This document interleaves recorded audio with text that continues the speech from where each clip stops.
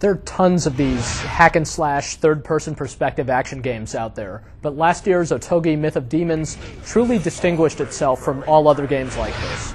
It featured a very cool protagonist, this undead swordsman named Raiko, and also just had this really amazing, kind of mystical, beautiful setting of feudal medieval Japan. Basically, in this setting, you got to completely destroy a whole bunch of demons and anything else that got in your path. You got to just completely demolish everything in your way, and that's what made the gameplay very cool, but it also had this great sense of style to it. Now Otogi is back with the follow-up, Otogi 2 Immortal Warriors, which delivers pretty much everything that was great about the original, including the fantastic presentation, and it has plenty of more variety for good measure. Otogi 2 doesn't play that differently from its predecessor. The main thing is, this time there are 6 playable characters instead of just 1. Basically, Raiko is resurrected with the blood of these 4 other characters who become his generals, and he, along with these 4 characters and this priestess named Seimei, will once again have to free Japan from the clutches of evil demonic forces. They'll do this by cutting them down with a variety of different weapons in a series of different stages, which take place in everywhere from like subterranean catacombs to these serene-looking villages, all the way on up to just somewhere far up in the sky.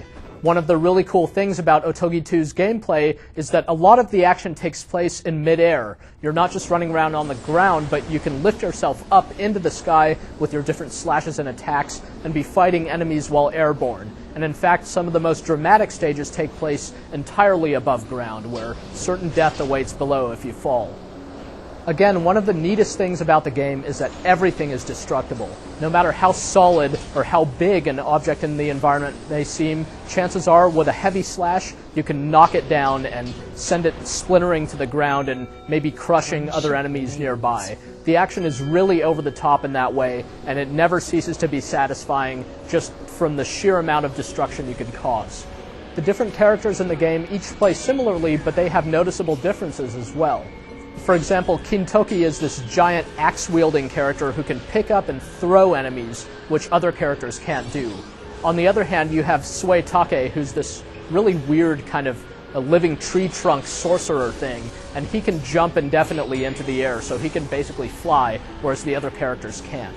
Still, regardless of which of the characters you're playing as, the game controls just like the previous game did, and has actually some of the same gameplay problems of the original. These aren't serious things, they just sort of get in the way from time to time, but having to manually rotate the camera around and recenter it can get in the way sometimes, and also some of the menu systems in between missions in the game are a little bit clunky. The game's lock-on targeting system also takes some getting used to, and doesn't always work as well as you'd like.